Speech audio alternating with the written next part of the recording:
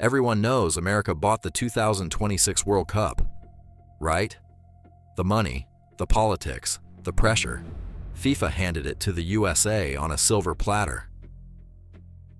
It's the story football fans everywhere repeat. FIFA was corrupt, America was rich, and Morocco never stood a chance. But here's what nobody tells you. That story? It's not just incomplete, it's almost entirely wrong. Welcome to Darkside Football, where we don't repeat the story, we break it open. Let's start with what people actually believe. The narrative goes like this. The 2026 World Cup bid was a stitch-up from day one. FIFA, the theory goes, was secretly aligned with the United States political machine. After all, this was 2018. The U.S. Department of Justice had just finished prosecuting FIFA officials. 14 indictments, millions in bribes. The belief is that FIFA, desperate to mend fences with American prosecutors, essentially handed the USA the hosting rights as a diplomatic peace offering.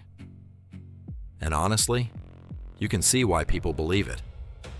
The timing looked suspicious, the politics were ugly, and Morocco, the rival bidder, had a genuinely strong case. Morocco had bid 5 times for the World Cup. 5. Each time, they came close. Each time, they were sent home empty-handed. Their 2026 bid was considered by many experts to be technically excellent.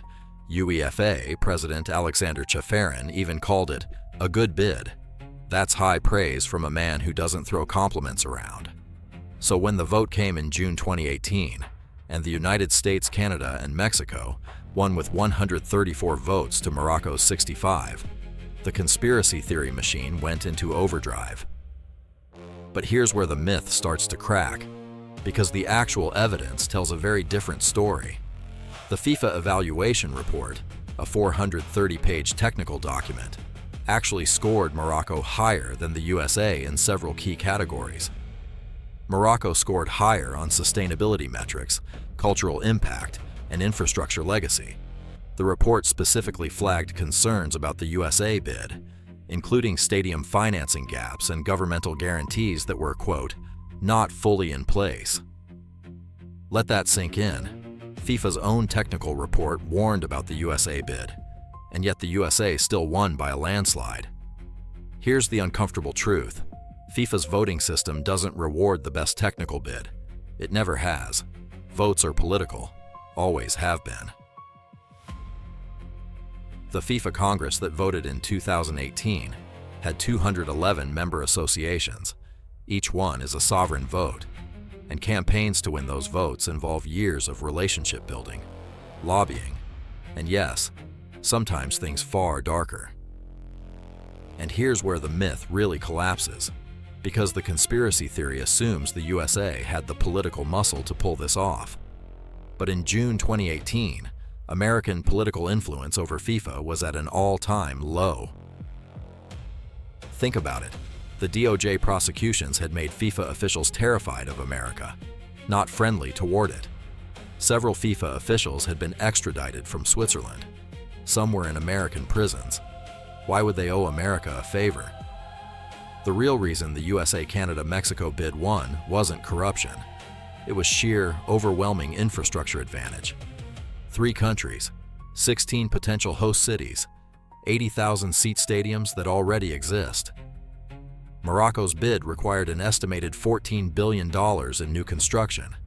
FIFA's own report flagged that as a significant financial risk.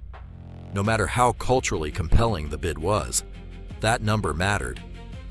Now, here's why people get this wrong, and it's actually a fascinating lesson in how our brains work. FIFA's actual corruption scandals, and they were real, they were massive, they were documented, happened in the 2010 and 2022 World Cup bids. Qatar.Russia. Those were the smoking guns. Russia paid bribes. Qatar paid bribes. The evidence is overwhelming and documented. Those stories deserve their own dark side episodes, and they'll get them. But because those scandals were so enormous, so shocking, so viscerally corrupt, our brains began pattern matching. FIFA plus World Cup, bid equals corruption, full stop, every time. Psychologists call this confirmation bias. Once we've seen a pattern, we project it everywhere, even when the evidence says otherwise. And social media supercharged it. Clips of corrupt FIFA officials, memes about dirty money, viral moments from the Netflix documentaries, all of it blurred together into one giant narrative of guilt.